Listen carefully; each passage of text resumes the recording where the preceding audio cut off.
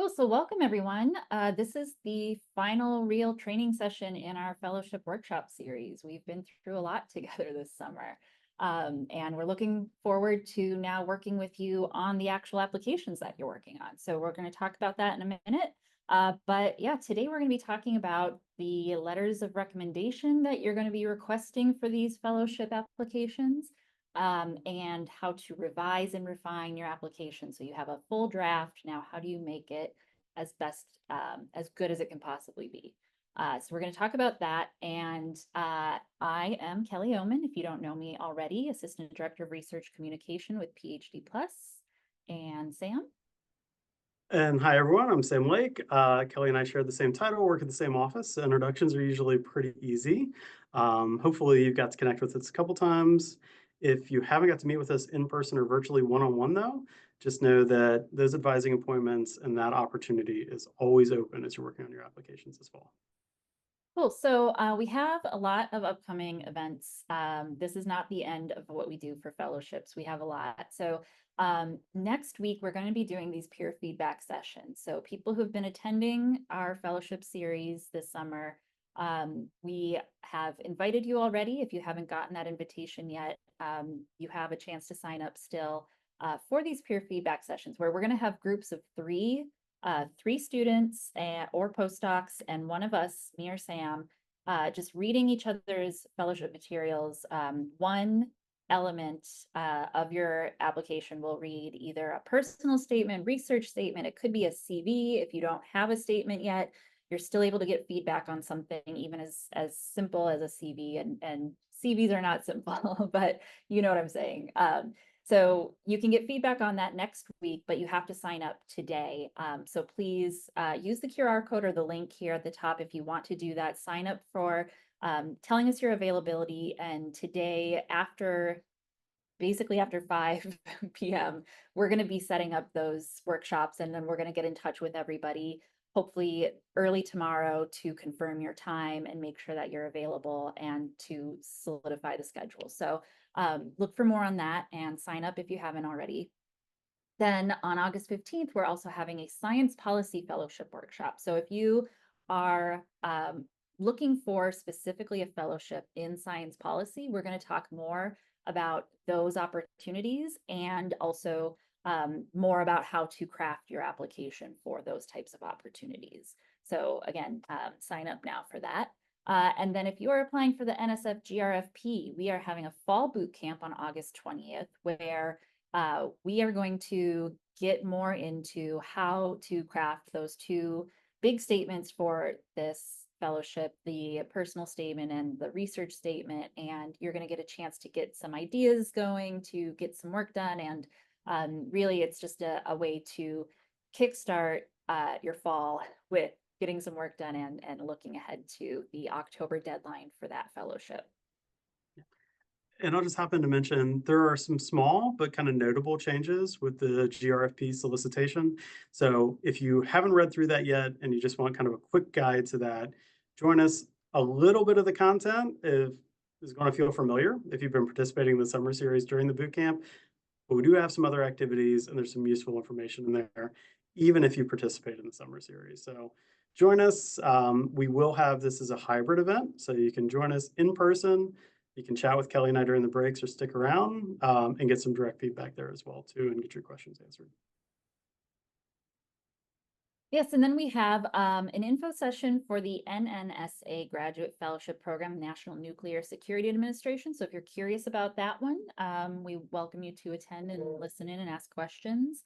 And then we are also hosting a bunch of fall writing retreats. So basically, we have a space for you to come and write and work on your applications, work on any piece of writing at all, really. It's not just for people applying to fellowships. But it's a quiet place to write with community, and Sam and I will be there also to answer questions, to read portions of your drafts that you're really struggling with, or anything at all. And we'll have snacks as well. So we welcome you to come to those, and you see the dates there, but we'll also follow up with more details on that so you can put them on your calendar. So today, I'm going to do a little quick recap of what we've been talking about all summer and then talk about letters of recommendation and getting feedback and revising your application. So we don't want to suggest that the letters of recommendation are an afterthought that you come to at the end of the process of getting your application together. But we want to talk about this now to kind of help you think about, now that you have an idea of what the rest of your application is doing, what do you want your letters to do in relation to that? And Sam's going to get into that in more detail. And then we're going to talk about the details too at the end. Formatting and citations, again, those shouldn't be afterthoughts. They shouldn't be something that you do the night before you're submitting an application. You should be saving a lot of time to look at those details because they're important. So we're going to talk about what you should be looking at, what you should be paying attention to. And we have some checklists at the end to help you remember those details. But yeah, that's what we're going to talk about today. And if you have questions at any time, put them in the chat so we can answer them. We'll either answer them right away or we'll hold off and answer them when it's more appropriate to do so. So please feel free to ask at any time. Okay, so session one. If you remember way back in June, you'll remember that there are a ton of fellowships out there. There's so many different types of fellowships for every stage of your training and career and for a lot of different purposes, from these big multi-year research funding packages to small one-time travel grants for things like archive visits or conferences.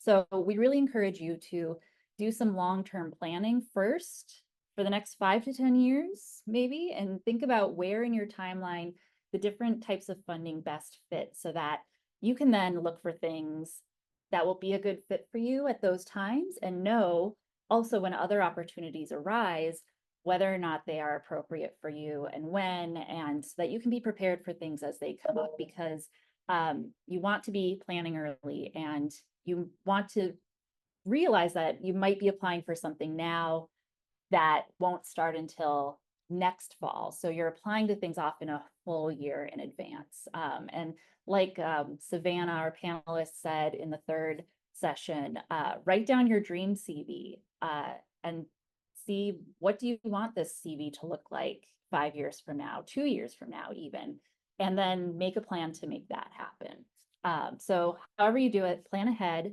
and remember that you want to be tailoring these. So there's a lot of work that you can be doing that's reusable between applications. So we always say if you don't get a fellowship, that's not time wasted. You have so much material that you worked on, that you crafted for this, that's going to be usable in other applications. But you need to make sure you're tailoring that extensively for each opportunity. So it needs to be apparent to the reviewer why this is the fellowship for you and your project, not just that you have a project in need of funding. So to tailor, look at the funder's mission or goals and their goals for this funding opportunity. The length of the fellowship and the funding level to know what sort of research you can propose in the time and with the resources that you'll have from this fellowship. Look at the evaluation criteria to make sure that you are communicating what you need to so that the reviewer can see that you meet that criteria. And think about who the reviewers are going to be. Sometimes you know, sometimes you have to guess, but are these going to be people who are very expert in your field, your very niche area of research? Likely not. Are they going to be in your field more broadly? Are they going to be academics, but maybe adjacent to your field? Maybe not. Or are they not even academics? Are they more people who are related to a philanthropic organization or who have experience in your area of research, but not that expertise, not that academic training? So think about who the reviewers are because that's going to determine the level of detail, how you pitch the project, how you describe the importance of this project and basically everything. So think about that and then plan your application holistically so that you have this cohesive narrative across the components of the application. These pieces should all fit together to give this full picture of you as an applicant, a compelling picture too, something that gets us interested and we can see across application elements, this is the same person, this is who they are, and each piece brings that picture more into frame. And then also remember that each of those pieces of the application has a purpose. So this cohesive picture across the elements, you want to make sure that it's a full picture, but they are avoiding repetition. Instead of repeating things, remind us of things in a new way. So don't use the same verbiage for maybe describing your dissertation in two different elements. Instead, remind us or say it in a different way to bring out something new in it and think about how that new description is fitting into this specific element. If you're describing it again in a personal statement, how does the personal element fit into or inform that topic that you're writing about? And remember that you can't predict which order your application is going to be read in. So it might be that you found out, hey, the reviewers get one PDF of my application in this order, so that's probably the order they're going to read it in. That's not always the case. I think as Sam mentioned, he has a different preference. He has a specific preference for how he wants to see this information. So he might jump to one element to get maybe the CV, to get a full picture of who you are before diving into the details. So remember, you can't always predict what order they're going to read in. So don't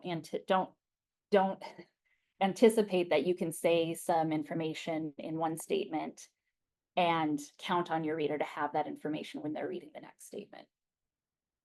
For personal statements, remember, these aren't always required. You're not always asked for a personal statement, but it can show up in different ways. You could be asked for essay questions that ask about your goals and traits. You could be asked for a DEI statement or something similar that also asks for something more along your commitments and your values. So look for the different ways that this might be showing up. And if you are asked to write something longer than a paragraph where you can have more structure and more examples, you want to structure those thematically and not chronologically to emphasize the main ideas that you want to get across rather than a simple timeline of what you've done. So the key here is to have an aim in mind and craft the document however long it is to achieve that goal. So what are the key traits that you want to demonstrate in your application? The key word there is demonstrate. You want concrete examples that show those traits in action. So for example, if you have leadership skills, don't just say, I'm a strong leader. Show us an example of you being an effective leader and tell us how that is. Say, I'm a strong leader. Here's a picture of me in words being a strong leader, and here is a description of that evidence, how it supports my claim that I'm a strong leader. And I just want, oh yeah, sorry. as I said, I just want to acknowledge, I've had a couple meetings this week with people that are working on fellowship applications right now. And we know at kind of this stage, especially if you're in like the first or second year of your graduate program, when you're crafting the statement the first time, a lot of times it does turn into that like kind of repeating your CV, you're telling us things, but you're not necessarily putting it into kind of that picture, within words that Kelly's highlighting. And that's okay. If that's where you're at right now, or if that's where you are next week when you participate in the peer review sessions, it's totally okay, because we're going to dive in. We're probably going to highlight, we're going to underword, we're going to circle a bunch of stuff and go, that's cool. What you said there is really neat, but I want to know the story behind that. I want you to like tell us that, show us that experience by, putting it into the whole paragraph form. For many of you that are in kind of STEM fields, this is going to feel really uncomfortable. As we acknowledged last time, this is going to feel like you're going back to like that English 101 like course that may have been many years ago as the last time you were writing in this kind of narrative format. So it takes a little bit of time to go through that process. Kelly and I are here to help you do that. And don't feel bad if you're sending us something like that in the next week and we're going and kind of circling and saying, okay, great. I want to hear about that experience. Know that that's where most people are right now. Yeah, yeah, and that's really what these peer review sessions are for, is just to see these things from a different perspective, because you don't always know what is being explained well and what needs a lot more evidence. That can be a really hard part of this. Yeah, so research proposals, first and foremost, your advisor and other people in your field should be your main guidance here, because so much varies across fields. Obviously, the longer the page limit, the more in-depth you can get. But broadly, your goals with this document should be first, to demonstrate that your research is feasible, significant, and relevant to the funder and the opportunity. And that's all of that is tailored to, to this opportunity. So with the time that you have, are you able to complete this research? Is this relevant to the funder's goals, etc.? And you also want to show that you are well prepared to do this research. So it's not just that this is a compelling research project. It's also that you are capable of doing this and doing this well in the time that you have with the resources that you have. So some of that might be describing those resources available to you beyond the funding that you'll get. What do you have here at UVA or in your lab or in your department that can help you achieve this goal? And what training do you have? What makes you the person to do this project? Yeah, Sam, anything else here? Yeah, I was going to say, for the fellowships that are really putting funding towards you, your tuition, your stipend, they're investing in you personally.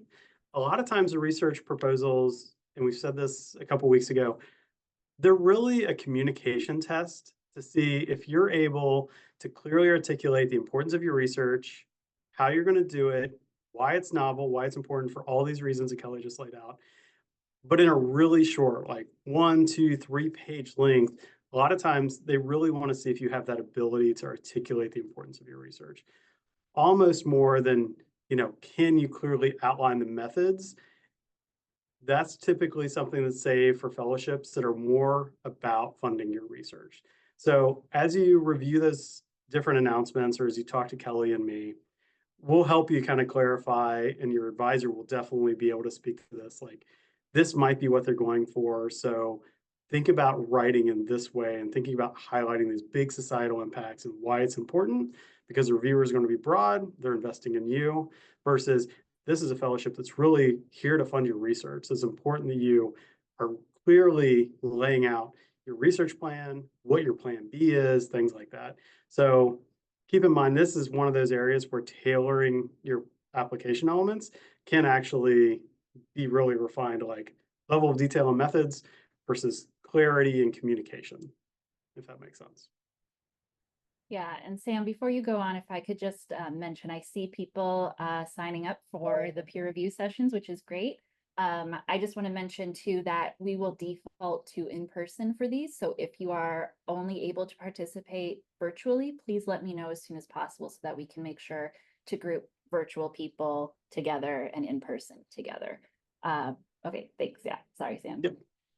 And if we get overwhelming interest and we can't fit everything in for some reason, or it just doesn't work out timing wise, know that Kelly and I will make time to meet with you over the next couple of weeks as well too. Like we'll switch these to one-on-one advising appointments or make sure that we can connect with you.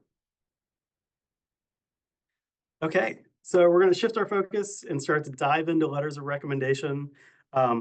Before I actually advance to the next slide, I do want to recognize that the landscape for fellowships in the actual application elements has been shifting over time, especially with an interest in being inclusive and actually being more equitable in the fellowship process. So some fellowships are still going to have a request for a letter of recommendation. Some are switching to specific prompts, maybe an online application form that they're asking referees to respond to. In that case, they're kind of trying to level the playing field, or in the case of the fellowship program that I used to manage, really target attributes that they were looking for in fellows.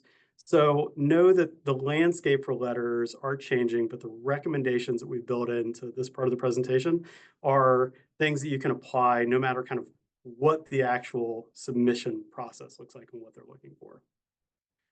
So Kelly already kind of set this up in terms of thinking about your application holistically, keeping in mind that you have multiple application elements. The reviewers might review these in any given order, but ultimately each of the pieces of your application should be helping craft this like holistic picture of you. And what you don't want is things kind of replicating the same stories or feeling redundant as the reviewers are flipping through your materials. So we're not going to dive into the first three. We talked about those in a previous session, but I'll gray them out and leave them up here in case you want to refer to them. But as you're thinking about recommendation letters, what we typically see advisors and mentors initially crafting into their letters kind of falls into these three categories. And the reason that the funders are actually asking for letters of recommendation is they want that outside perspective. They want to hear from somebody beyond the story that you are telling through your own voice and your own materials. And those advisors typically hit on, your preparation. So what are the skill sets you bring, analytical, professional, et cetera, understanding of your discipline, literature review, like being able to speak to some of those, but also confirming your research experience. They might even be highlighting like, why did they select you to be a graduate student in their lab? Like what stood out to them? What makes you a really good fit for the work that they do? They love bragging about you. I think this is kind of the number one thing that we always see in letters is if you have received awards, if you have done something really unique, if you've published, if you've given presentations, if you're doing something that's really driving the discipline forward, they are going to brag about you in that way. So these are things that for most people, you can kind of already assume they're going to have in there. You want to like confirm those, highlight like what are the really important experiences that they capture, what are the success stories you think are going to resonate with this audience, but know that those are kind of the norm of what goes into a letter of recommendation. As you're thinking about what's important for your fellowship and the specific one you're applying to, definitely think about those additional stories that you are not able to capture in your personal statement or your essays. Those are things you can ask to have included in one of your letters of recommendation. Sometimes the fellowship might be kind of focused on what's your future potential. The NSF GRFP is a perfect example of that. It is why the mission of GRFP is what it is. They're actually looking to support people for long-term success. So that growth opportunity can be something that your advisor, your mentors can speak to. They've seen where you started. They can see how much you've grown since you've worked with them. They can start to project your future growth opportunities. So they can kind of highlight that. And that way, it doesn't kind of come from you and your own personal statement, but it's reflected there. Now, quick caveat is they need to know what your goals are and what you're saying you want to do in the future so that what they say your growth potential is or what they think you're going to achieve in the future lines up with your personal statement. And that's something that can feel really weird from a reviewer's perspective. If you're saying you want to do one thing and your current advisor is writing that you're going to go in a different direction. It doesn't look like you're on the same paths, doesn't look like you've, shared those. So make sure that if they're capturing that, they know what you're thinking about, what you're planning to do, and kind of how the fellowship is a stepping stone towards that goal. Other things that can be potentially a little bit more important for niche fellowships or ones that might have some of those specific things that they want people to speak to are things like speaking to your character, your resiliency when you've had challenges or barriers in the past, thinking about kind of that long-term success and have you actually been taking professional development training and doing things beyond just research in a lab or taking academic courses. Sometimes this is an area where the letter writer can kind of speak to those, maybe even speak to your experience as an undergrad all the way through and entering your graduate program. So they paint that long-term picture of you. And then the last thing, and something that often comes up in conversations that Kelly and I are having with students is, well, I might have this red flag, or I might have this thing that I don't know how to speak to in my own materials. Some examples of that are, if you had bad grades one semester in your undergraduate degree, or a year in your undergraduate degree for a whole host of reasons. Maybe you were working full-time another job, maybe it was just a bad semester, or it was before you actually switched degrees to something you're really passionate about. Sometimes your letter writer can speak to that and address it in a way that doesn't take away from your page limit, away from what you're trying to actually share within your personal stories and essays, and they can answer and address it separately. So think about if there's something like that, is a letter of recommendation the right place to have that addressed for the reviewers so it doesn't go unanswered in the application package? I've seen too many review panels where there's been a nagging question in the back of a reviewer's mind. They won't let it go, and it can hurt the scores just enough that a really compelling application ends up not being successful. So if you have questions about that, this is another area where Kelly and I are happy to meet with you, talk to you about potential strategies, what might work well, what you might need to address on your own, etc. So those are the kinds of things that could be in your letter of recommendation. That would probably be an 8-page letter, so you're probably going to have to carve that down a little bit or figure out who's the best person to tell each piece of this for you. And that's where we're going. But first, we've actually taken a line within another slide that we had previously, and we've turned it into a whole slide because this is something that we really want to stress to you. And that is that you're the PI for your fellowship application. We've said this before, but letters of recommendation are an area where it's really, really important. So what does this mean? It's appropriate for you to request and actually track these letters and their submission. It's totally okay to ask your referees to let you know, to send you an email, forward you the confirmation, let you know once the letter has been submitted, because this fellowship application is just like a grant proposal. You are managing essentially a large project, and you should know when individual pieces or individual steps of that process have been complete. So don't feel bad about sending reminders. Don't feel bad about asking your letter writers to submit their materials a couple days before the actual deadline. If they do that, fantastic. If they don't meet that deadline, you still have some time for them to be able to get it in, but it's totally okay at that point to send reminders, to follow up with them. And it's really important, kind of to the bottom figure that's in this image, that you should be asking them to tailor this letter for this application for you. The level of change, the level of detail they need to tailor it to is really going to depend on what they've done for you in the past.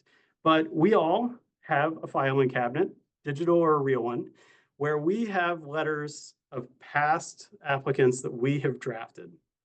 The people that you're asking to submit this letter of recommendation on your behalf have probably submitted one for you in the past, likely for grad school, maybe for something else. But if your undergraduate mentor and advisor wrote you a letter for your graduate program at UVA, it's really tempting to go back and actually just pull that letter out, change it just a little bit, and then resubmit it for you.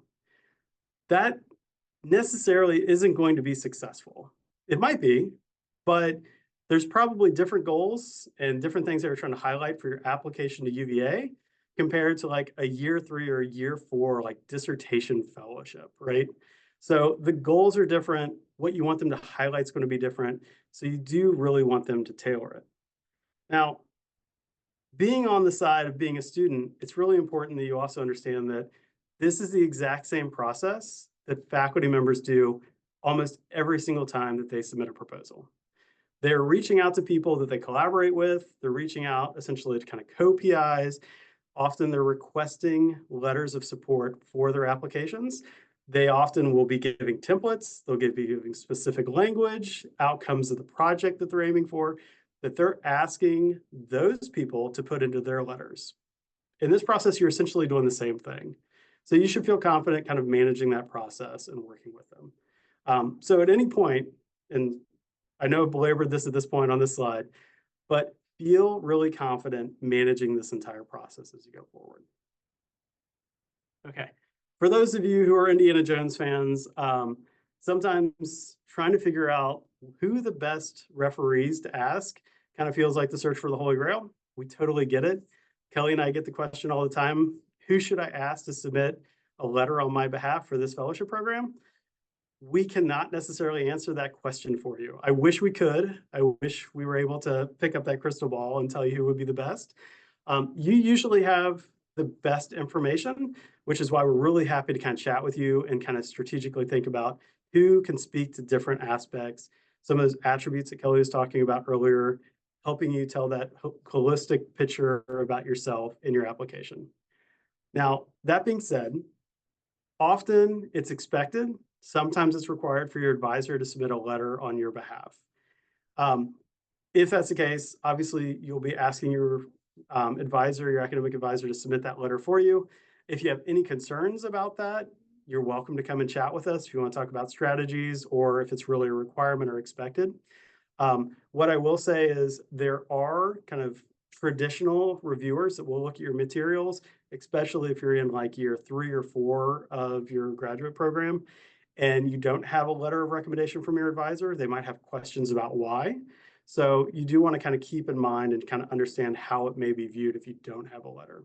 And there are ways to speak to that if you don't. You also want to think about what different messages the different letter writers are going to be able to actually highlight for you, like we talked about. And you want to reflect on who are the absolute best people or best person to actually send those individual messages for you. So an important caveat here is the best signature line, the best title, the biggest name isn't necessarily the best person to submit a letter for you. If you have worked really closely with the dean of the graduate school and they could write a long letter for you, that's great. That could be a good letter to have, especially if it shows breadth beyond your research that you want to actually have reflected. But if you just worked on something really short with them and they can only write this much about you versus a postdoc that you've been in the lab with at 1 a.m. finishing processing samples, working on something really novel that has been there through like the best of times, the worst of times. Maybe they're now a faculty member at another university and would say, if I was recruiting a student, I would absolutely bring a student like XYZ into my lab because they have the tenacity, the XYZ. I've seen how they respond to adversity. Sometimes that postdoc and recent faculty member that might even be at a different university might actually be the best person to write that letter for you. So keep that in mind, keep that level of connection and that interest that you have. Because ultimately, the strongest letters are the ones that go to those things we've highlighted. The skills, the interest, sometimes the people that know you the best can really help shape that letter and align it with the fellowship program and be your biggest champion. So keep that in mind. So now that you've kind of identified who you want to actually select those letters, what's the best way to prep them? So think about this slide as everything you should do kind of leading up to and through when you reach out to the referees to ask them if they'll write the letter. So the first thing to do is to understand the submission process or the system that you're actually going to be using. Know if it's an online system where you're going to put in their names and their email addresses, and the system's going to automatically send them a notification email that they click on a button and respond to, or if they have to actually take their letter, put it in an email, and submit it on your behalf, and what they need to include in the subject line, et cetera. These are really important for a couple reasons. One is if that automated email from the system gets lost in their junk folder or anything else, it's really helpful to be able to tell your referees that, I've submitted your name, you should have received this. Hopefully you can say the subject line should be this. If you didn't receive it, please, check your junk folder so they know and they're not missing it and you get delayed for that reason. It also helps to know the process because if it's not a letter and if it's a prompt, all of a sudden that can actually add more of a lift to what they need to do. Because if they do have a previous letter in a filing cabinet, they might not actually be able to leverage and use it. So they might need to actually spend more time kind of thinking and reflecting on how they're going to capture and highlight your experience in the best way possible. So you really want to understand the process and the system right off the bat. You also want to think about your schedule and their schedule and figure out a time for you to actually be able to meet. A couple things you want to do in that are figure out exactly, what they should expect, what you want them to include, and think about an early deadline that you might be asking them to respond by. And then think about, before you even meet with them, what are the stories, what are the things that they could capture in their letter What did you learn from experiences working with them that they can put in? So have those things in mind before you actually reach out and have a meeting with them. And then when you do meet with them, make sure you're sharing all this, right? So share why the fellowship is relevant, why is it important for you, and kind of aligns with what you want to do. Give them the guidelines, the prompts, page links, anything else that you're able to share. Remind them not to repurpose the letter. Give them the eligibility and the review criteria if there's anything that you can share related to how the letter is going to be evaluated.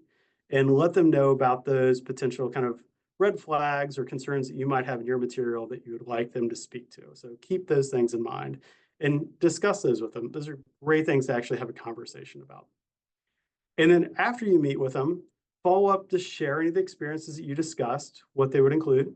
It is amazing when I meet with students and they kind of give me a quick bulleted list of, what we talked about, what was really important from that, and why it aligns with the fellowship program. Especially if they can share like what they got out of the opportunities working with me, because that just helps me take those ideas and really quickly craft them into a letter or responses that can be helpful.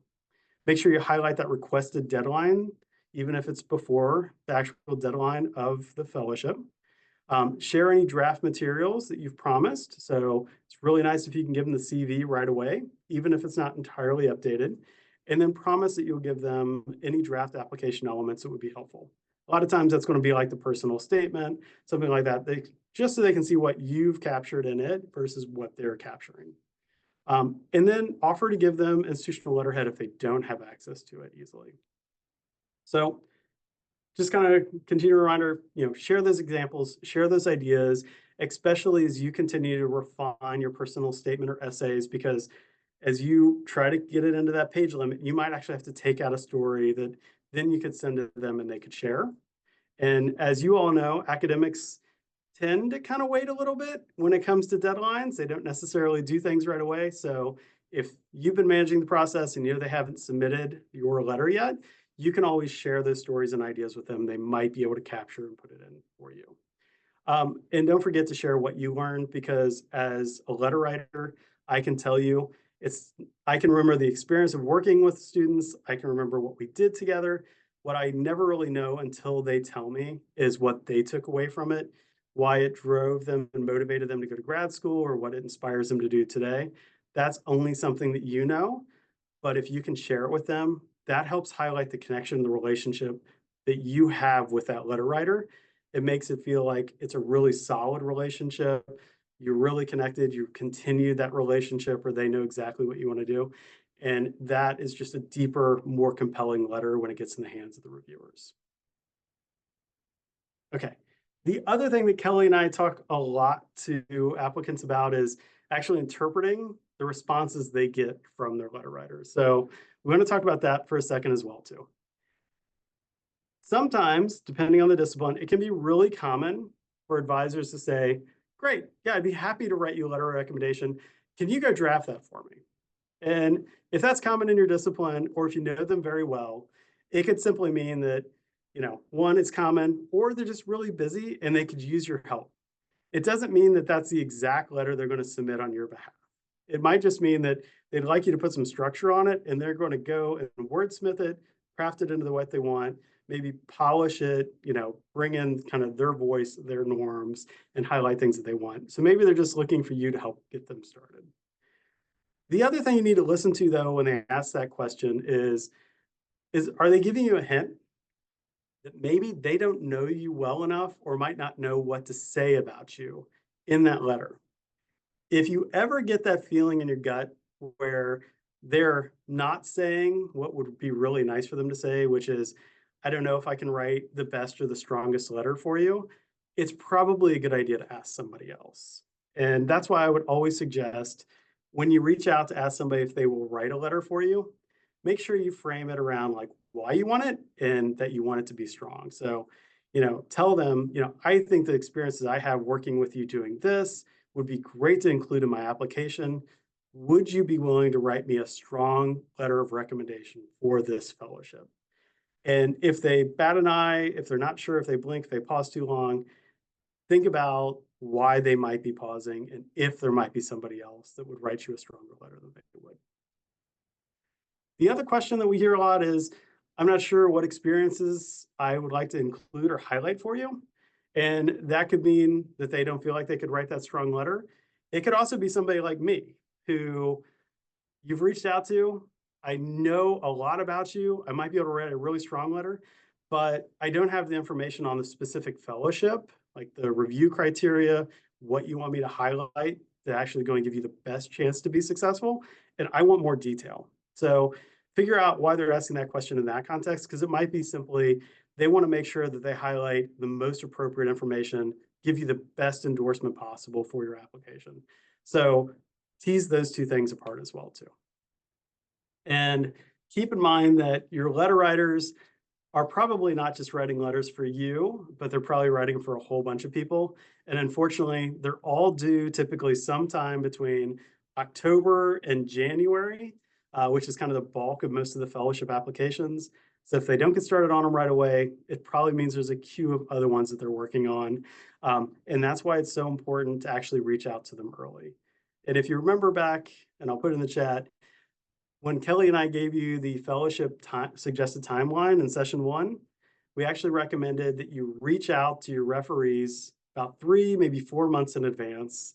So for anybody that's applying for a fellowship like GRFP that's due in October, now's the time. Now's when you want to start reaching out to them, confirm who's going to be your referees, start requesting those letters, and take those steps that we have on the previous slide of just keeping track of like what you want them to speak to and what deadlines you want to give them.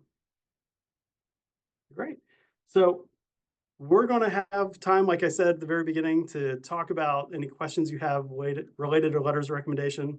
If you have any immediate ones that you want to make sure we talk about and capture, dump those in the chat. We'll make sure we come back to them, or Kelly will address them as we go. In the meantime, though, we're going to move on to kind of revising and refining your application materials. And this is essentially the process when you have that first draft, what are you going to do?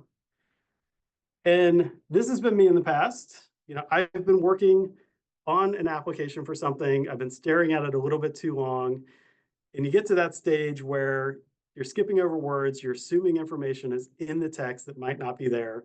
And at some point it is time, and hopefully you're feeling this, to actually send that material out to get feedback on it. So once you start, you know, kind of getting to that step, or once you get one application element and you're ready to focus on a different one, that's the process to start to strategize, and that's what we're talking about here. Now, before we get into our tips and recommendations, we want to hear what you've heard in the past. So using the chat, we're going to give you about 90 seconds, maybe 2 minutes.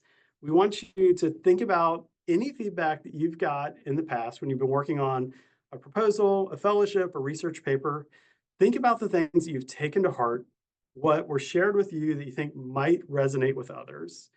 And we want you to capture that best advice. So 1 or 2 sentences, just to kind of describe the advice you got. Maybe this is going to be a quote, something specific. And then in parentheses for us, put why it was helpful, why it mattered to you at that time, or why you think it might resonate with others that are participating in today's series. So Kelly and I will debrief on a couple of these, but take about another 60 seconds or so, try to craft those up. We'll have everybody kind of hit send all at once, and then we'll go through them. Rachel, that's a great kind of comment. And for everybody watching the recording, she wrote, I was using statements that were too general, and it could have been written by any other applicant. So that helped her reflect on how to be more unique and specific to her. That's something that we see all the time, especially kind of in the first draft version of a personal statement is, you know, we talked about earlier that it'll be kind of generic. It won't tell or show kind of that specific story. There are some really common kind of approaches that different disciplines or different applicants will take when they start writing their statements. I shared previously that as a marine scientist and reviewing marine science applications, that whole idea of people from the Midwest going down to Florida, seeing dolphins for the first time and realizing they wanted to be marine scientists.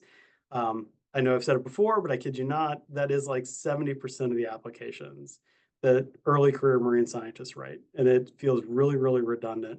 And the people that can differentiate and be the unique one in that field do really stand out just because of the experience and the story that they start with. I Kelly. love Yeah, I love the one that Taylor put here, whose advisor asked for a spreadsheet with the dates and requirements of the letters of recommendation he needed. That helped him and others stay organized ahead of time. That's so great. And I think even if your advisor or recommendation writers don't ask for that, it's great to provide it just so that they know what to expect if you are anticipate asking them for letters for maybe when you're on the job market and you have a lot of things that you're applying to, having a spreadsheet so they know what the expectations are, what the deadlines are. And if you're applying to a couple different fellowships, what are the different, how are they different? When are their deadlines?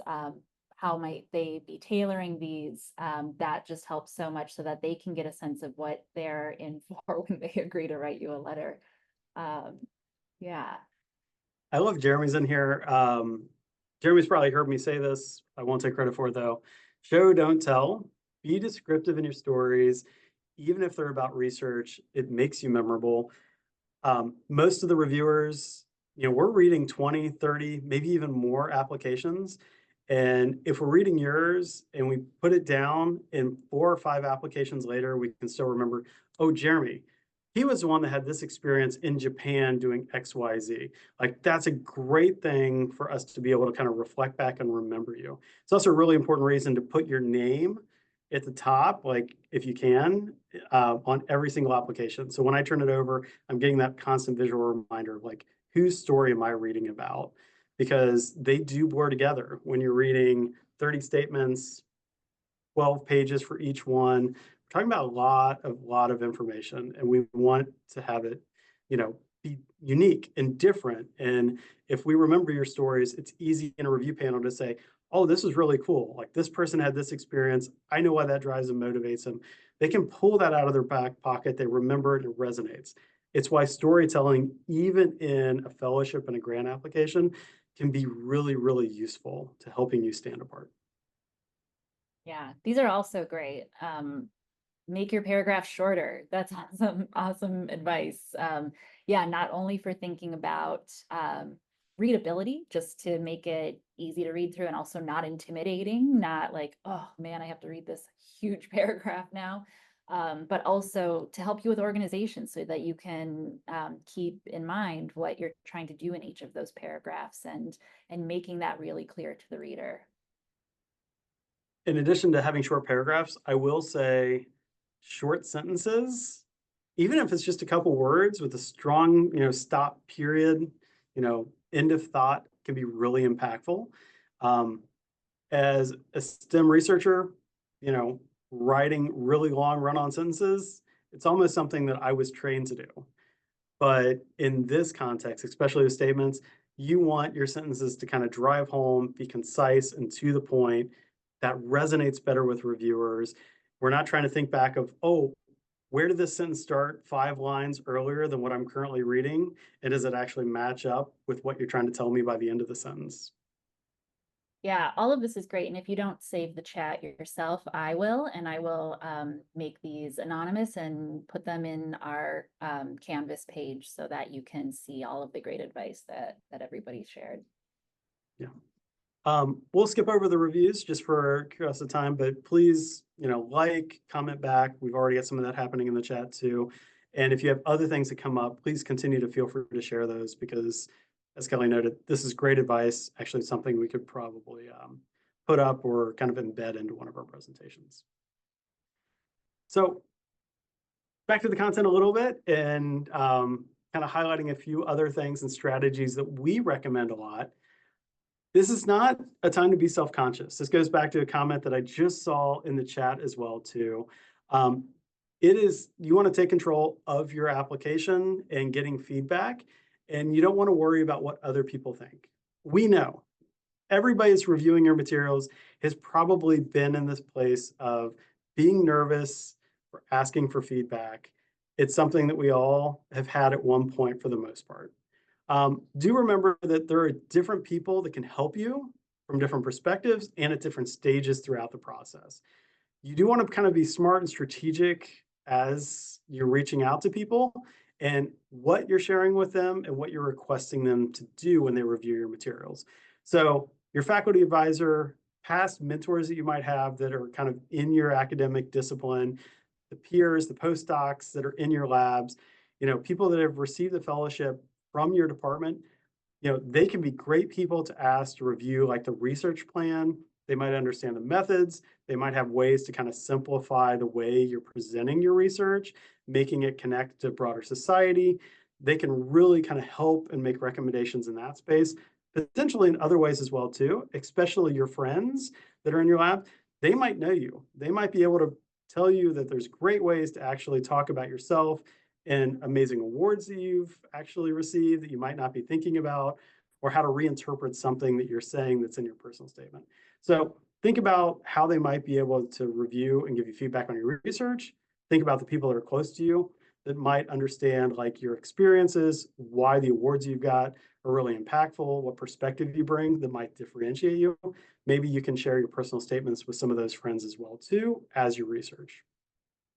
There are other people that can help with just structure and writing and doing more of kind of copy, edit, review, and finding and kind of glaring things that are out there. Those might be people that are in the Writing Center. It might be Kelly and me that are very familiar with these fellowship programs and review a lot of fellowship applications every year. And these can also be writing accountability groups of people that you're meeting with regularly, kind of like our writing retreats that we host, that it's a quiet place. You can come together, write with others, but you can also potentially get feedback.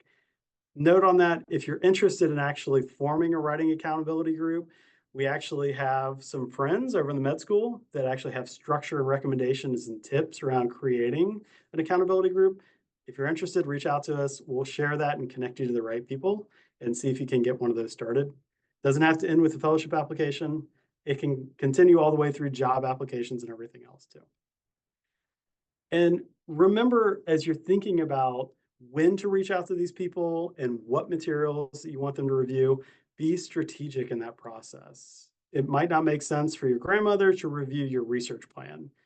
Just can't provide a lot of experience, but she can probably read your personal statement, make sure that it's clear, concise, resonates with her, etc.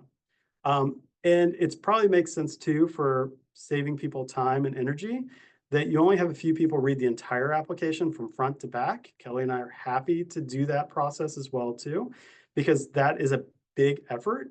And sometimes people just don't have the bandwidth or the energy to put into reviewing all of it, especially if they're going to review it, an application element, multiple times throughout the process.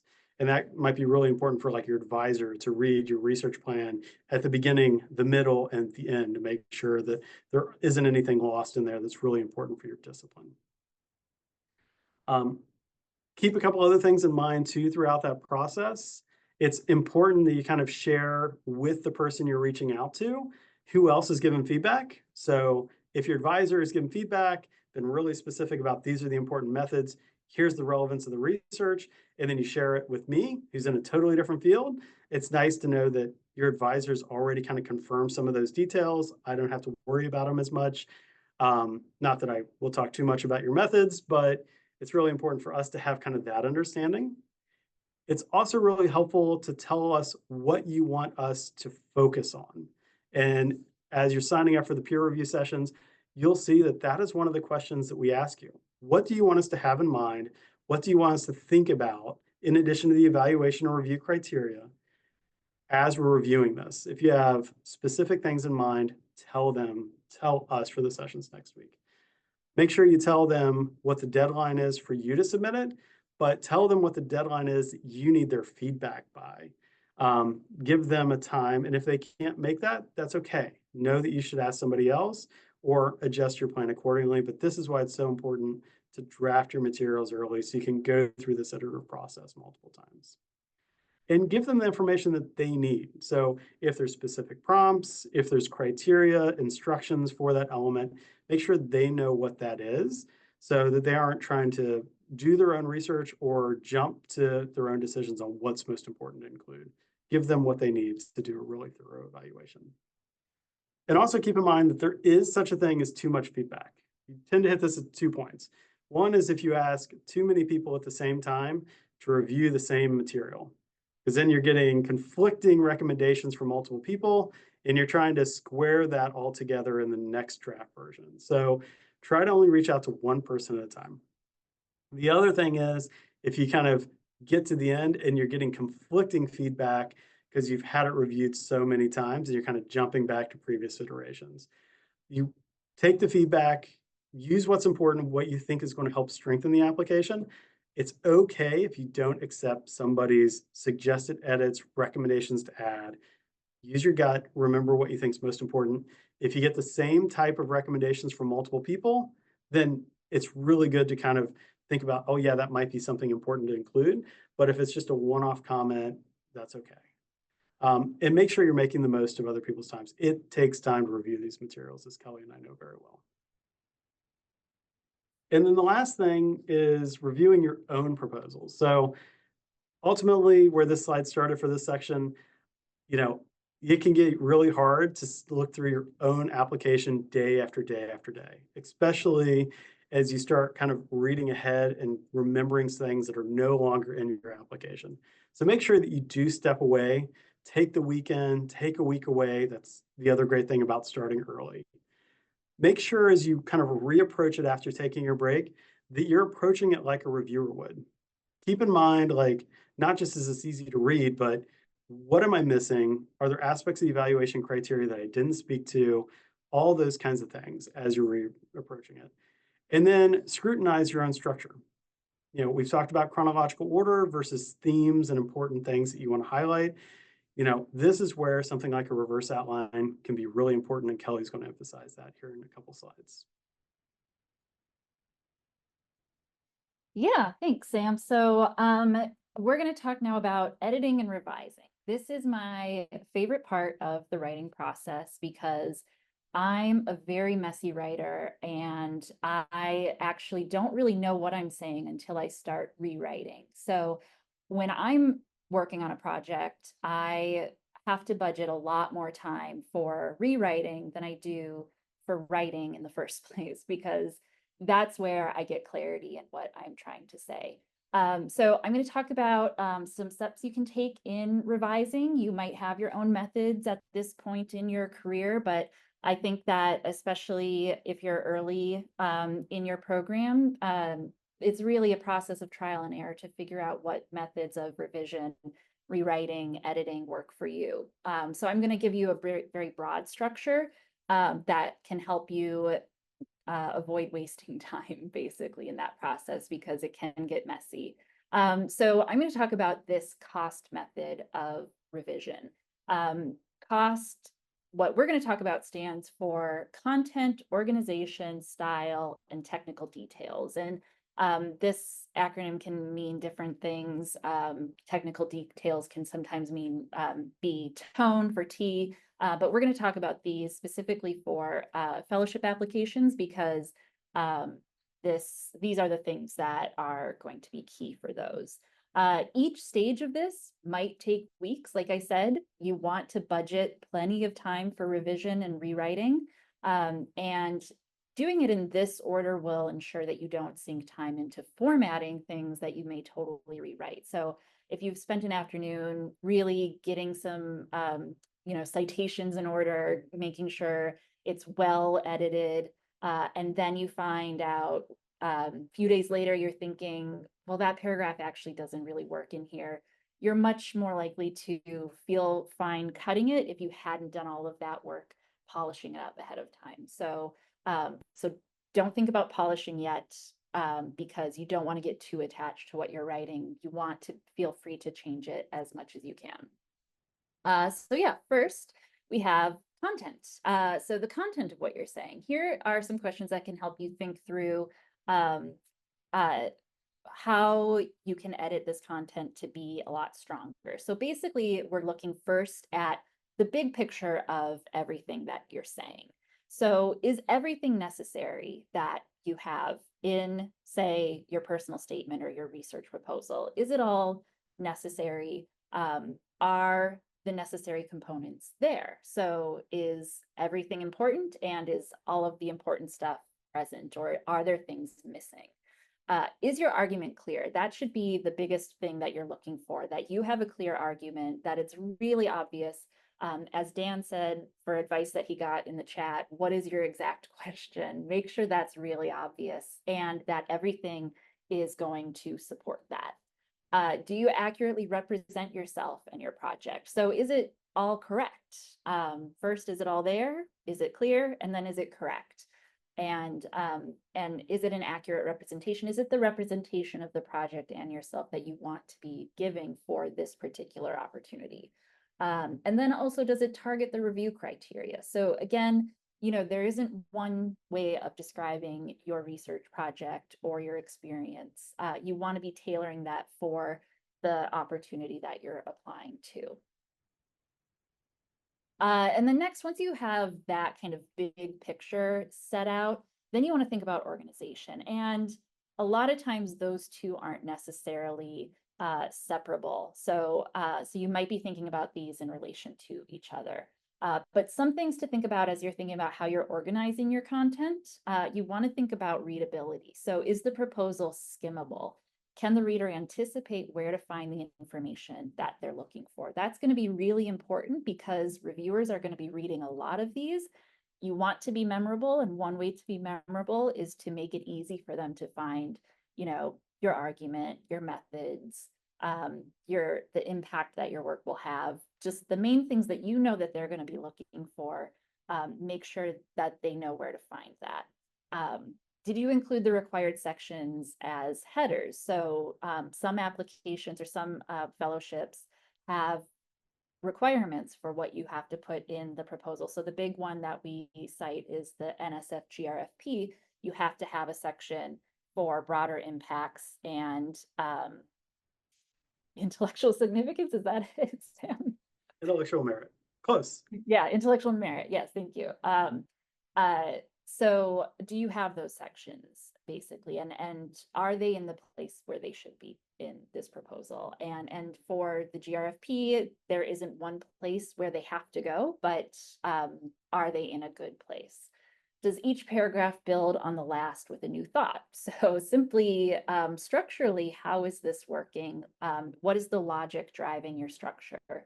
And does it avoid repetition? So repetition paragraph to paragraph within the one proposal that you are looking at, and then repetition from element to element within your whole application package. So organization is key to that, avoiding that repetition. So when you are reading through your proposal, if you see a repetition, that's a red flag that there might be an organizational problem or structural problem with your proposal that's forcing you to recall information that you had brought up earlier. So that's a sign that you should stop and think about, what is this structure doing? How is it working? And how can it be restructured?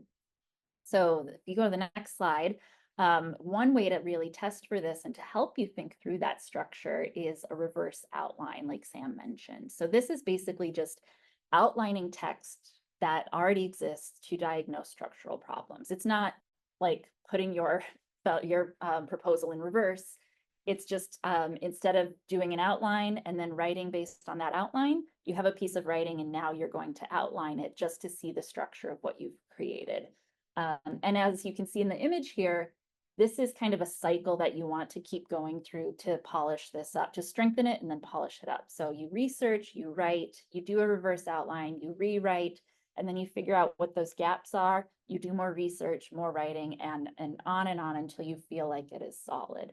And one thing that I'll say here for reverse outlines is it's really important to be precise about what you've said, not just here's what I think I said in this paragraph, or here's what I wanted to say in this paragraph, but what did you actually say in that paragraph? And be honest about your existing structure, warts and all, because you want to address those warts. And I'll say, if you're writing in a group or you have another friend that's working on an application for some more fellowship, this might be an approach that you actually ask them to take to your materials as part of the review is, hey, as you read through this, I don't need you to do a copy edit, but what I'd love for you to do is just kind of like do a reverse outline to capture like, what did you take away from each of these paragraphs? That can be really insightful for you to go, oh, they totally missed the main point I was trying to actually make with this paragraph. by quickly just kind of bulleting out what they got out of each one. So think about how you might be able to use this approach in multiple ways. Yeah, and I'm going to walk through the steps here, but keep in mind that this can be very broad strokes. It can be like Sam saying, kind of like, here's this paragraph, here's the next paragraph, what each is doing, or it can be very detailed down to the sentence level. And I have an example from my own writing that I'll show you in a second. But basically, the steps are, and I got this from Rachel Cayley's blog, Explorations in Style, which is about academic writing, and she has an excellent book on graduate writing for academics. I don't know if that's exactly the title, but it's something similar. So I really recommend that book. But the steps basically are to number the paragraphs. So if you have a piece of writing, how many paragraphs are there? Write that out. And then identify the topic of each paragraph. So what is the main idea of this paragraph? And arrange those into an outline. And you can get into in each paragraph, here are the main big steps that I'm taking to serve that main topic of the paragraph. So then you have an outline. You want to analyze that outline. So really look at it with a critical eye and think, how is this working? Is it logical? Are there repetitions? Are there gaps? And then revise that outline to address those things that you've noticed in your analysis of it. And then reorganize the text according to the revised outline. So the key here is basically to get outside of the details of what you've written. To the extent, you might say, well, the idea that I'm trying to write about is inextricable from the words I'm using to say it. So I can't really boil it down without losing a lot of substance. And I would say, just do the best you can. And also, you're probably, overestimating the power of the words that you're using. And you want to use this as a way to creatively think about different ways that you can say what you're trying to say. But so the point is to get outside of the details and free yourself up to make changes without having to move big portions of text, edit those big portions of text as you move them. It allows you to make some big changes quickly. And then once you make those changes, then go into the actual text that you've written and start to move things around based on the revised outline. And I even, like to print out my draft and cut it into pieces and say this paragraph or this part of this paragraph aligns with this part of my outline. And then I'm able to physically move those pieces, quickly read and see if this makes sense now, and then make that change to the document on my computer. I think that really helps me feel freer to experiment because it feels like less of a commitment to than actually changing the document on my computer. And then once you do that, then you want to look at those topic sentences, connections, and make sure that it's flowing well and connecting in the way that you want it to. And so I'll show you, if you go to the next slide, Sam. I was gonna say, just real quick, and another way that this really helps, just thinking about structure, is also the connectivity between the paragraphs or between like your summary section potentially within a statement of, okay, I ended this paragraph with this, into this paragraph with this, into this paragraph with this one. And now that I've gone through a page and a half, I want to remind people of like what all of that meant, what my take home message is. Like having this can be really helpful in that way as well too. Yeah, and I see Steve put that book in the chat. Thank you so much, Steve. Yes, Thriving as a Graduate Writer, Principles, Strategies, and Habits for Effective Academic Writing. Yeah, really useful book. So here's an example from the introduction to my dissertation, which I wrote last. And at that point, you can imagine I was dealing with a lot of research, a lot of ideas, just a lot to handle in this one chapter. And I, at some point, was starting to get really frustrated with my structure and just overloaded with information and really working through how to organize that information. So what I did was I made a reverse outline that you can see here, and it's very messy, but and I wrote this a long time ago. But you can see I broke it down by paragraph, and basically the main moves that I was making within each paragraph. And what you'll quickly see is that I was probably trying to do too much in those first couple of paragraphs. There was a lot there. And what I did was you can see in the capital letters in paragraph 2, as I was looking through this and analyzing it, I was posing questions to myself. So I begin paragraph 2 with an idea of style. My research was about but literary style, style as an interpretive problem, and as a problem for good reason. And as I was reading this outside of my draft, I was thinking, well, what is that good reason? Do I say that? So I put that question to myself there. The next part, what is the benefit of stating it simply? Should we try? So I basically was talking to myself and just being really critical of the ideas that I was posing, and questioning everything. And that really helped me figure out, well, is this actually an important point that I'm making here? Can I cut that because I don't want to get into all of the questions it raises? Or does this serve the main argument? What you don't see is at the bottom of this page, I have that main argument bolded so that I know what all of this is driving toward.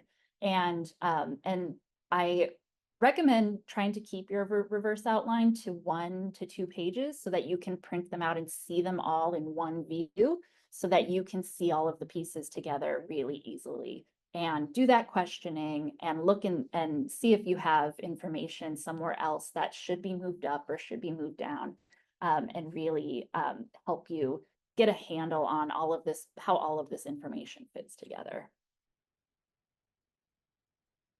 So yeah, some simple questions to ask yourself once you have your reverse outline. Is this the best structure to avoid repetition? That's the biggest one because that's the thing that I see a lot in even a 2-page research proposal, repeating things because you're not really sure if you can count on your reader remembering something that you mentioned at the top of page 1. In 2 pages, yeah, you can count on the remembering, but for something much longer, 10, 12 pages, how can you structure this to avoid having to remind us? Doesn't match the funder's expectations. So again, looking at how necessary all of the information is it necessary for the funder to know this? Is it delivering information that they are wanting to get, that they are expecting to get? Or is it something that kind of extends to the project more broadly and not necessarily to the portion of the project or the way that you're describing the project for this particular fellowship? And is the structure in your outline completely obvious to someone skimming? So again, is the information easy to find? So can I quickly skim your full text and get a sense for the structure as you've laid it out in the outline? Sam, did you have something to add? Yeah, I was just going to add, it's also helpful at this point too to think about even just your disciplinary norms and expectations as well too. So you're going to be potentially moving some stuff around, but if I was an engineer, I would have specific objectives and aims potentially laid out on a research plan because that is often kind of the norm. Whereas I might structure something totally different within my own discipline.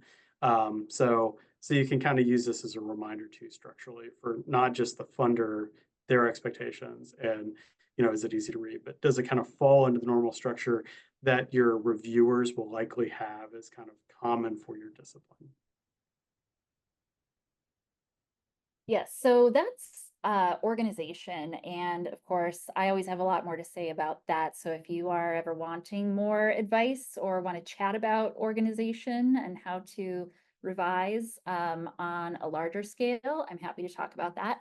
But the S in our cost approach is style. So a few things to think about in terms of writing style. I want to focus mostly on the language that you're using. So is the language easy to understand or is it jargony? Are your sentences concise or are they long and unwieldy?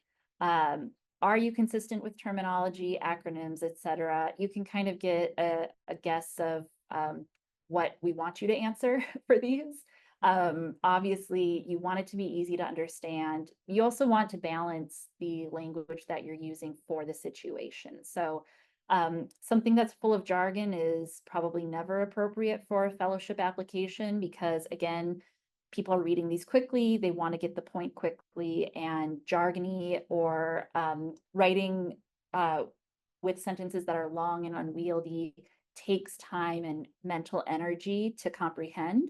So you want to make it as easy to read quickly as possible. And again, consistency too, it's all about readability. And make it less writerly and more like how you speak. Within reason, of course, don't use likes and ums and all of that. Don't make it too colloquial, but don't make it super. Well, I have these images here to help you understand the difference between that. So we have Starry Night here that is very painterly, very much about the style, very much about this kind of elaborate style. And then we have the more realistic version of A Starry Night on the left. And try to make in writing form your words more like the image on the left, where it's very clear, it's focused on the content, what you're trying to depict, rather than the way in which you're depicting it. So this is not the time to use complicated and dense academic language.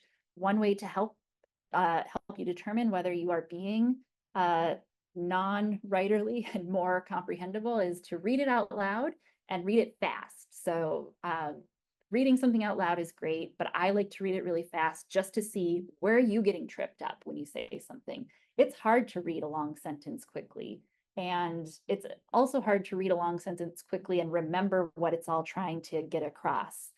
So read it loud and read it out loud. You can read it loud too, but make notes of what needs to be edited and what can be simplified, and make sure that it is something that can be read quickly.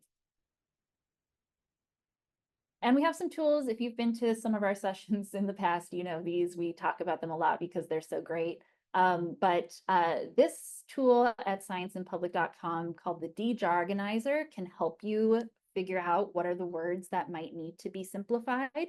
It will highlight in red the words that you're using that are relatively rare in usage. And I don't know exactly what they're drawing from to get these rare mid-frequency and common words, but it shows you which words are less frequently used and mid-frequently used, and it can just highlight for you the things that could be edited. So for example, this was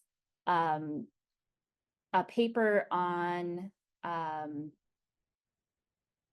breast cancer decision-making for different surgeries for breast cancer. And you can see some of the words highlighted in red are things like mastectomy, decisional, and observational. So some of those are things that you can't avoid in describing your research, but some things you might rethink. So I would say mastectomy, you probably would be keeping that, but decisional conflict might be a term that you rethink.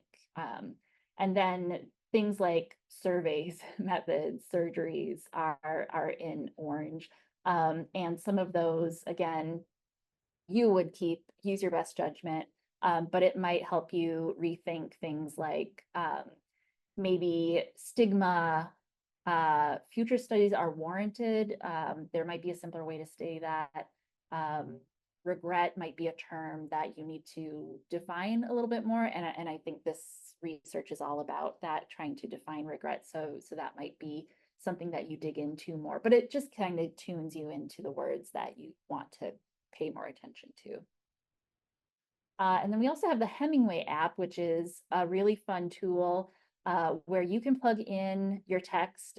Same with the DJargonizer, you can put in text and it will analyze it for readability. So you will get a score, a grade score, and it will flag for you the sentences that are very hard to read, where there's a simpler phrase, where you use passive voice, where you have adverbs. So it just, again, calls attention to things that you might want to change. So this is actually an abstract that I wrote for a published article that I was actually purposefully aiming for a low grade readability because it was patient-centered research and we wanted to be accessible to the patients we were working with. And you can see I am graded at a grade 15. So I did not do a very good job of that. But Sam is even worse. You want to talk about this, Sam? I was worse, but in defense, I guess in some ways, this was an abstract for a peer review publication as well too, which is published. But I think what's neat here is you can start to see some of the things like adverbs and other things, starting to pop out, which is, in this case, there were 6 adverbs versus 1 in Kelly's. The writing structure was postgraduate level, which might be a good indication if you're applying for a fellowship that is more focused on you and thinking about your ability to communicate. This can be a really good tool to go, hey, these are long sentences. There's an easier way to say this. In this case, 9 out of 10 sentences were very hard to read. Maybe that's an indication that I use too many run-ons. The language that I'm using is a little bit too complex. So in addition to reading it out loud fast, you can also put it in here and get a little bit of feedback as well on, okay, here's where I can shorten it up. Here's where I can simplify things. And it's just kind of another tool that can be helpful to reflect.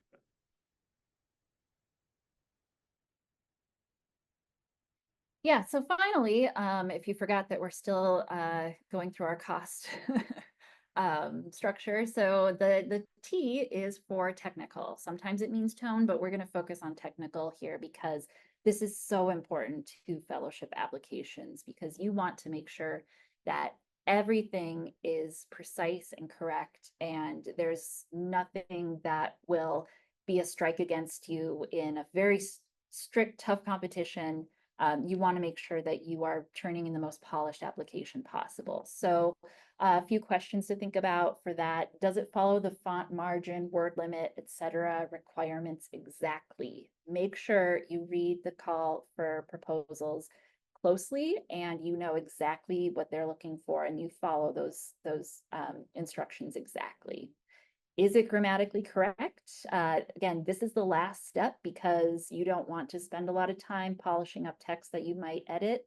But as a last step, is everything correct? And is it absolutely free of typos or other errors? So just a few things to, again, don't wait till the night before to do this. You want to make sure that you're really giving yourself a window of time where you can focus and make sure that you're polishing up to the best of your ability. And formatting and citations are also part of this. So what formatting style should you use for your application? We get that question sometimes. Sometimes you're told in the instructions. And if that's the case, great.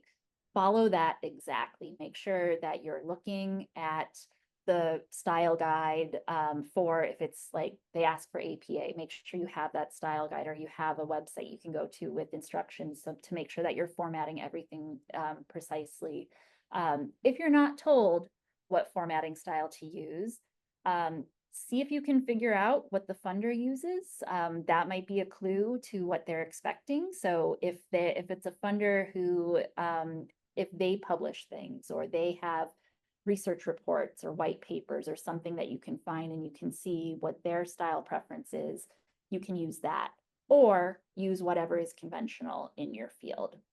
If you're not told and you can't identify what the funder prefers and you have some wiggle room in your field, like there's maybe 3 or 4 different things that are typical in your field, use whatever gives you more space in your application. So, you have a very strict page limit. So you have 3 pages, maybe one formatting style fills up the text with citations or helps you move those citations down to the bottom, maybe one formatting style. I don't know, any example, but use whatever gives you the most space or use whatever you are most comfortable with. And just a reminder, a lot of fellowships, bigger ones anyway, will have FAQ pages. So it might not be in the announcement or directly on the website, but it might be in a subsequent FAQ page or a PDF version of a handout. So keep in mind, you might look there. And program officers are people, and generally we love running these programs. So if you have concerns and you can't find the information, but you want to make sure that you use the right format, if there's a program officer, reach out to them. It's a quick response, but do your homework first. Make sure it's not somewhere buried on an FAQ page before you reach out.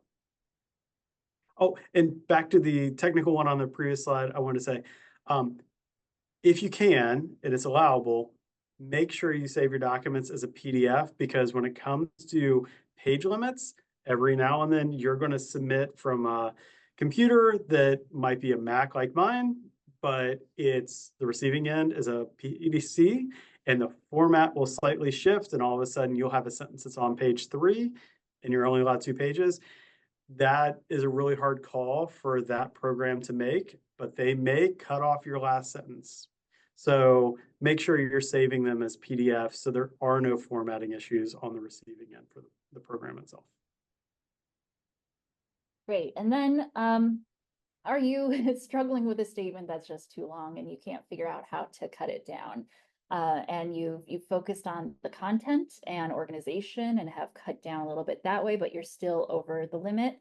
I love the diagnostic test that Wendy Belcher has in her book, Writing Your Journal Article in 12 Weeks. So this is a book that's focused for people in the humanities and social sciences. So I really recommend it as a guide for publishing journal articles, but know that it might not be applicable to your field. But her writing diagnostic test is applicable for everyone. And what she does is she walks you through steps to take to look at your writings at the sentence level to figure out where you can cut out words here and there, restructure a sentence to be more effective, and to cut it down that way by just looking at the words that you're using, the phrasing, the structures of your sentences. An example here that I have screenshot, you can see it's a pretty old screenshot.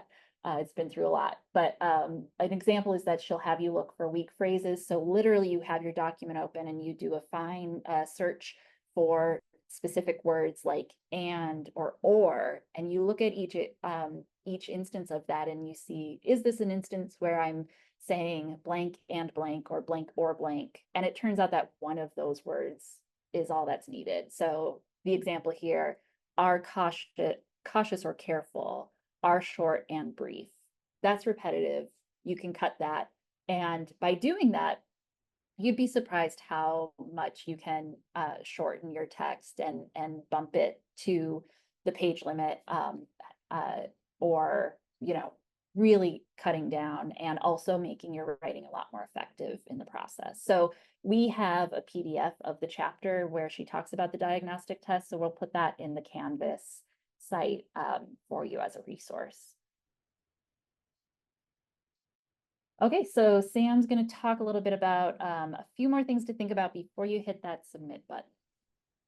Yeah, especially we hope that you're kind of on the 2-3 days before the actual deadline. So sometimes it can be a little nerve-wracking knowing that you're not pushed up against the deadline, you're ready to hit submit, you think everything's done. Well, then you use that little bit of extra time to actually just double check things. And that's essentially what we're going to talk about here. Like I said, we always hope that you're a couple days ahead in that process. Things to think about. Well, a little bit of a checklist in terms of, did you meet all the requirements for the proposals? Did you hit on the significance? Did you say why it was novel or innovative research? Did you clearly articulate objectives or hypotheses, the methods you're going to use? Even did you cite potentially some of those to show that those are the best approaches potentially to actually use in this case? So are you addressing some of these kind of basic proposal structure questions? Second, did you say why you're set up well to be able to do the work that you're proposing? So in a research context, do you have the research, the resources, the expertise to be able to do the work? Do you have the lab and the equipment to be able to do it? Have you clearly stated that to the reviewers and they know that you have everything you need to do to be supported? For some fellowships, especially with NIH grants and others, there's going to be a section that's really outlining do you have the expertise, and not just your own, do you have the committee members, the advisor, to be able to successfully run the project? And sometimes you'll explicitly be asked to kind of confirm those details in your proposal. And if you're required to submit a budget, do you have the resources in your budget to make sure that you can do all of the steps that you've said you're going to do? And sometimes this is a big reality check on some of the larger research focused awards of, well, I'm asking for funding, but this is going to cost a lot of money and I didn't actually put it into a budget. That needs to be stated. Even if the fellowship funds aren't going to fund that, you should be saying that you have the resources through other avenues within the budget or the budget justification to clarify that you will be able to do those things. Because if not, you're leaving the reviewers to make the assumption that you do or you do not have those resources, and we don't want that to trip you up. So sometimes even when Kelly and I are reviewing materials and we know that there is a budget that kind of comes with it, we'll even want to review that because we can kind of cross-check those things as well too. And then finally, what are the outcomes that you're actually driving towards? And this is the big one. If you're doing applied research or you're setting up the introductory of a research plan saying, this is why my research is relevant to society, and then you go down narrowly into kind of the details and the methods, as you're coming out the back end of that research plan and you're making sure that you're making those connections to the broader society, what are the impacts? What's the relevance of your research back to the discipline or society potentially broadly? What are the specific outcomes related to your objectives that you're hoping to actually produce based on your research? And how are you going to determine if you were successful? Are there evaluation strategies, some assessment? And what happens if things don't go right and go awry? It's always good to have a plan B, especially if you have multiple objectives that are reliant on objective A being met and going well before you can do B. Well, what happens if things don't go right? And how are you going to continue to be able to use the resources in that fellowship to meet objective, 2, 3, and 4 when things don't go according to plan? So you should specify that. And it doesn't take a whole lot of time and space to be able to do that, but you should have a strategy that's kind of clearly laid out. That also helps the reviewers have confidence that you've thought the entire approach through, you know where you're vulnerable potentially, and you've already thought about ways you can get around some of those vulnerabilities. And we have a proposal checklist. We're going to put that in the chat. Actually, I've got that handy at the moment. And this is just another one of our kind of one-page guides to just go back and reflect after you started to, polish and you feel like you have your entire application done.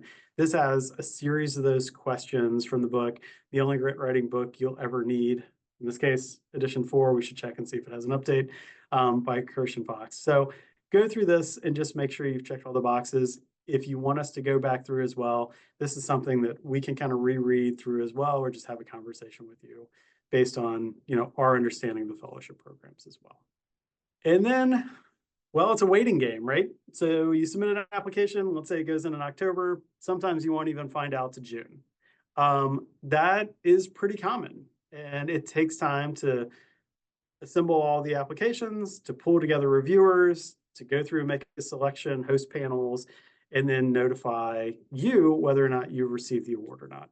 So my recommendation is don't let it just sit there on the digital shelf. You have an application, you have all these great stories and experiences.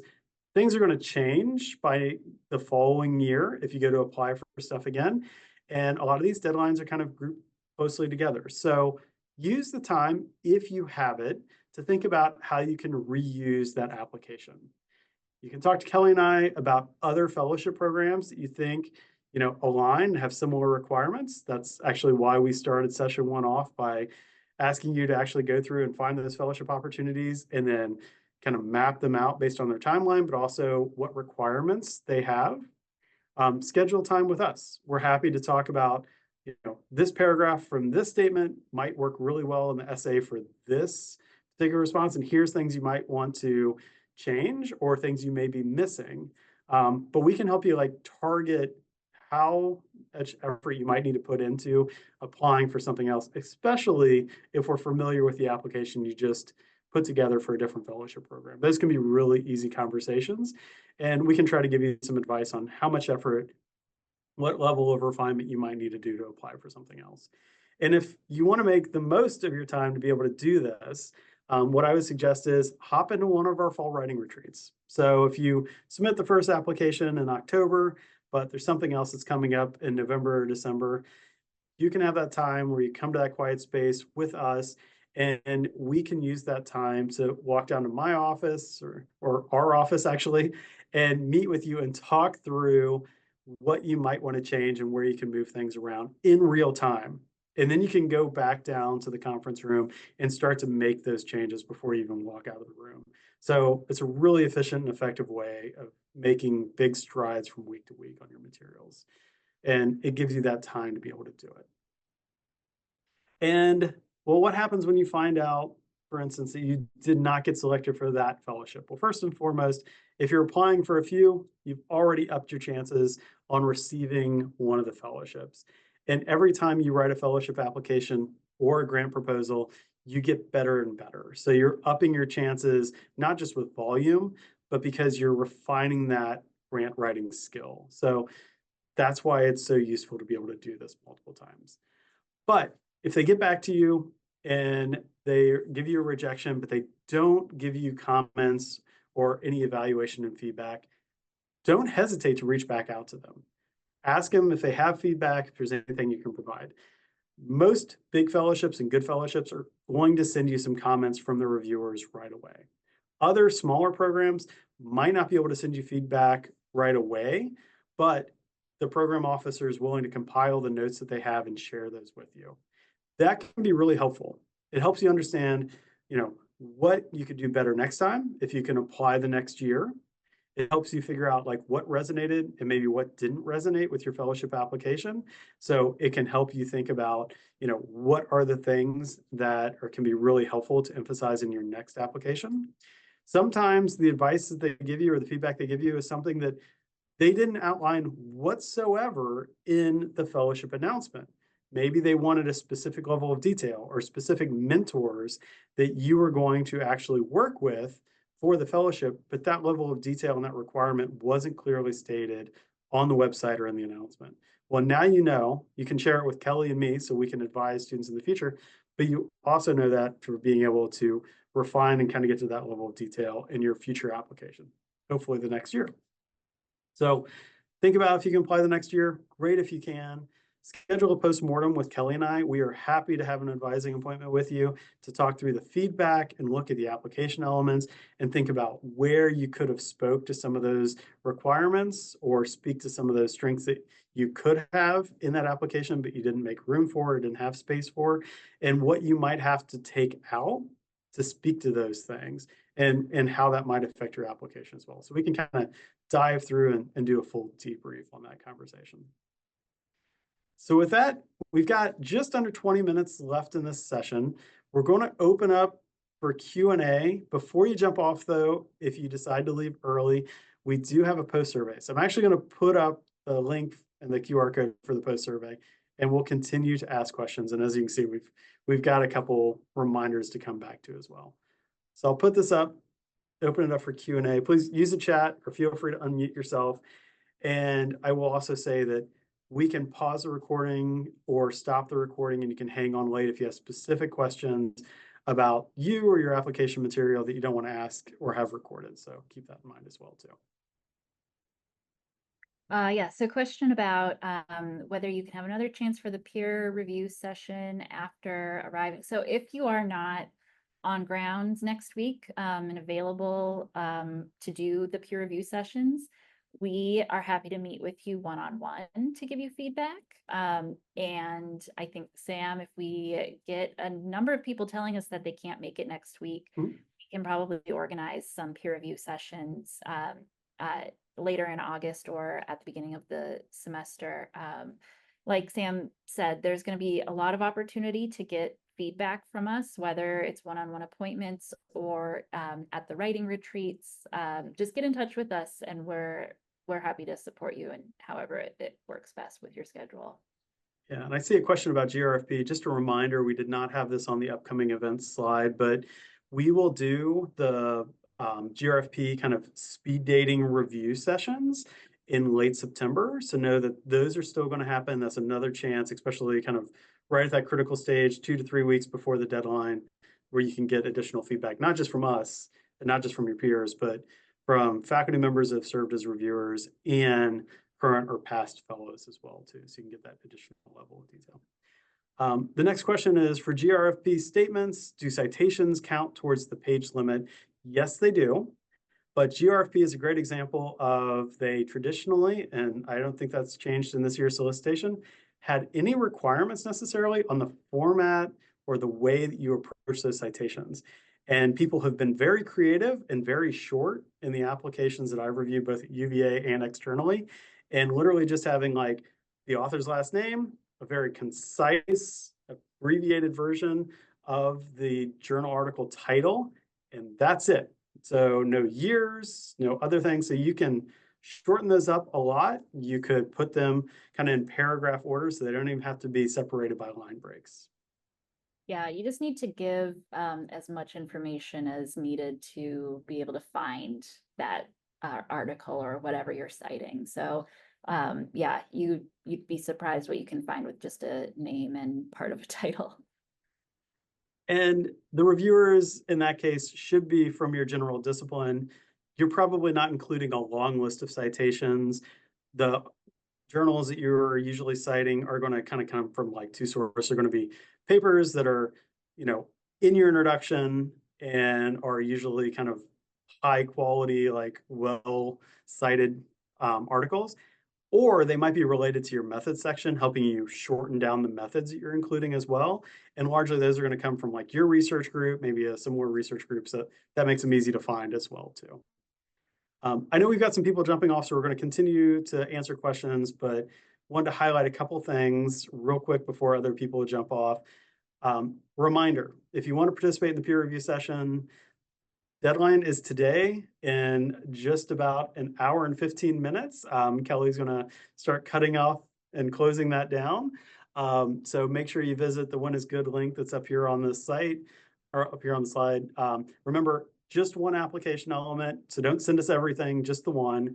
We do ask that you send us a couple of things like the evaluation criteria, information about the fellowship. That helps us make sure that we're giving you the best possible feedback. You do have to have that application element completed and submitted by noon on Friday, August 9th. So that's this Friday. So if you don't think you can meet that deadline, don't worry. We're going to connect with you before the fellowship applications do. But to participate in this session, you do need to have it completed by then. And remember, it doesn't have to be a statement. It just could be a simple CV. It could be something else that you're working on related to your fellowship application. If you want to receive, oh, go ahead, Kelly.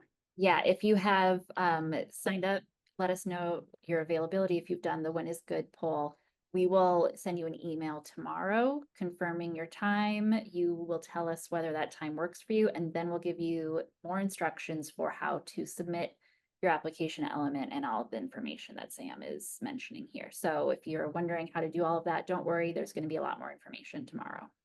Yep. And generally, we're kind of penciling those in. So if that time doesn't work for you, we can kind of move you around or create a whole nother session depending on your availability. We'll make it work. Reminder on the credential, if you completed or attended 3 out of 5 sessions, even if you're watching some of these recordings, you can still get that credential on your transcript. But you do have to do one of these kind of review processes with us. Peer review session, or just meet with Kelly and I one-on-one.